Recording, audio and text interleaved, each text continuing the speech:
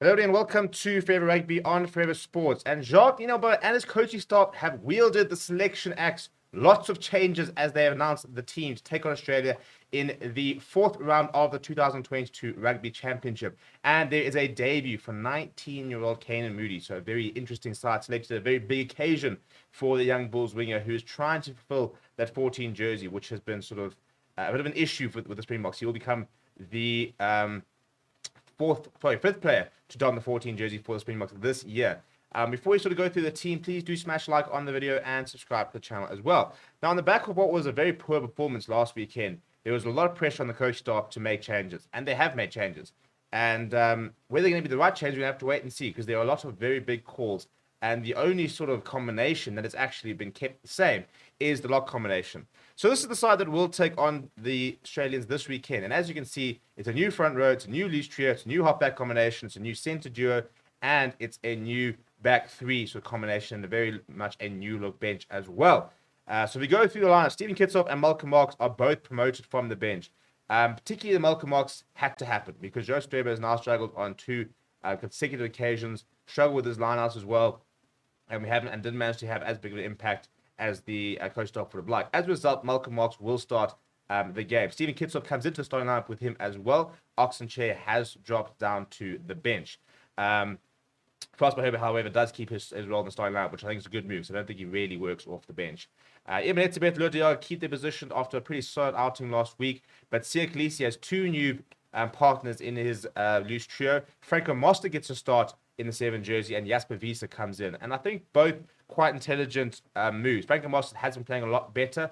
He took a while to get going at the beginning of the season, but whenever he comes on, he has offered quite a lot. Tremendous amount of work rate. And he gets over the advantage line actually quite often these days, despite not necessarily having maybe the grunt that PSTF the Toy does.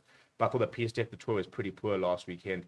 And probably didn't deserve to keep his place. Jasper Wiese is a very big call though, and you can start to use him a bit more when you've got Malcolm Marx in the line, because you've got a fetcher and you've got a very strong ball carrier, and then you've got Jasper Wiese, who's a cannonball, and he's going to bring a lot of physicality and probably get over the advantage line, which I think is something that the Springboks were missing last weekend.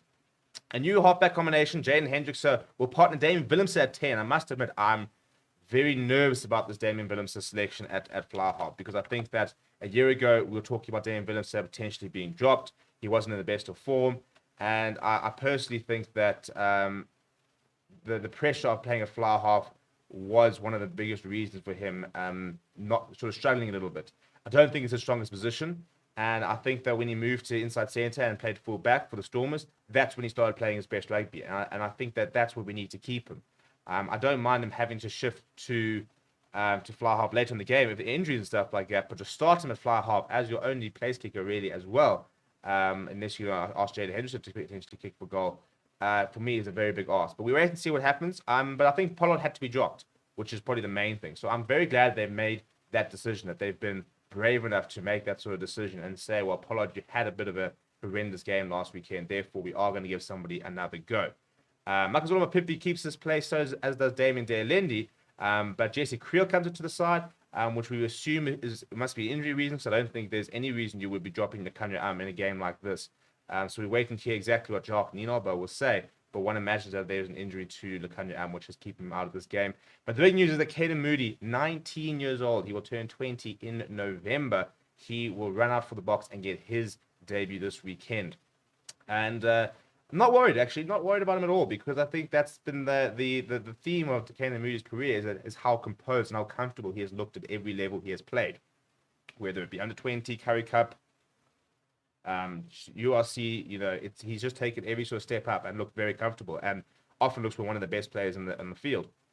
And he's been defensively so sound, which is always the big sort of question mark when you put a youngster in the team, is are they going to be able to manage defensively? But I think that we saw there in the URC that he is very, very strong defensively. And then Billy LaRue is back in the side. He will start at full back, and I think it's a good move as well. I think, first of all, to have an experienced head next to Canan Moodie is a very good idea. And I think we missed him. I think we missed a playmaker in that can really sort of get us on the front foot, that can open up space. We are trying to play with much more width, and we did see it last weekend, but we didn't necessarily always manage to get out wide as quickly as we would like. And I think that's something that Billy LaRue very much brings to the table itself.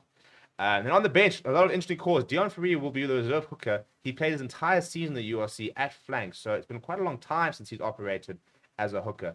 And in that regard, I reckon we'll see Malcolm Marx playing at least 60, 65 minutes before Deon Fourie does come on. But he's been in tremendous form, very good over the ball. Almost a little bit of a like for Malcolm Marx from a fetching point of view, but obviously doesn't bring necessarily the same amount of physicality, because who does bring the same amount of physicality as Malcolm Marx? Oxenshare on the bench. Trayvon Yakane comes into the 23. Very glad to see Trayvon Yakane back. I thought he played very well this year when he has played. He was probably our best prop last year as well. So very good to see him on the bench. I think Oxenshare will work quite nice coming off the bench. I think he's somebody who's quite a big ball carrier, and I think that I wouldn't say he's been struggling. I didn't think he played that badly last weekend. In fact, I thought he actually had quite a good game. But it's not the Oxenshare that we saw during the URC, which got him into that URC dream team. So hopefully we'll see a bit more from him. Quacker Smith keeps his role, but they've got with Dwayne Vermeulen on the bench. Again, I think we missed the trick here. I would have really liked to have seen Albert Lowe in this 23, because I think that, first of all, I think Dwayne Vermeulen wasn't terrible last weekend. I don't think he was bad at all. But, still looks like he's lacking a little bit of match fitness. So this is not a bad way to get that up. But I think that what we're missing is the ball carrying abilities of the Dwayne Vermeulen evolved. Somebody who gets over the advantage line, someone who can carry 3-4 times up in within one sort of passage of play. And that's the thing Albert Lowe can do. And I would have liked to have seen him. We know that we will see him against Argentina, but I would have liked to have seen him either off the bench or even starting this game. But the nice thing, I suppose, with Frank Master being your utility forward, you can put two loose forwards on the bench, and you can just swap Frank Master around into the locks as and when you need. Kobus Reinach makes his return from injury. He will be in the number 21 jersey. And Faf de Klerk drops out of the 23, which I think is also quite a big decision to make.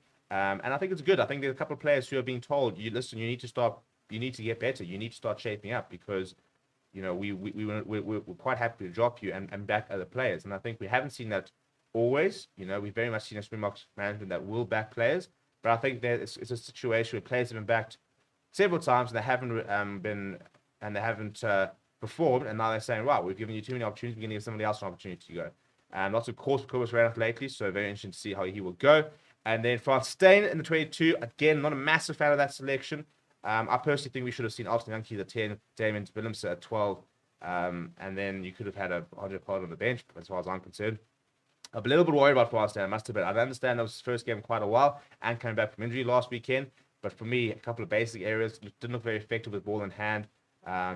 Looks very heavy at the moment, but we wait to see whether we can still see the best of Frans Steyn.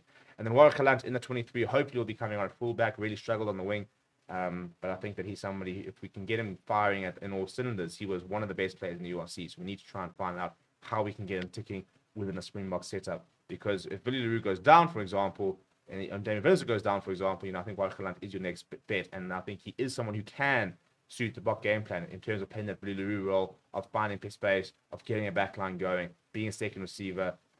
So I think that he's still got a big role to play. We just need to try and find exactly how we can get the best out of him. It's an interesting 23. And the fans asked for changes. They've made changes. In the starting lineup, I think there are 8 changes. In Kitshoff, Marx, Mostert, Visa, Hendrikse, Willems. Willems changed position, but Creel's come in, Moodie's come in, Billy Lou's come in. There's 8 changes to the starting 15.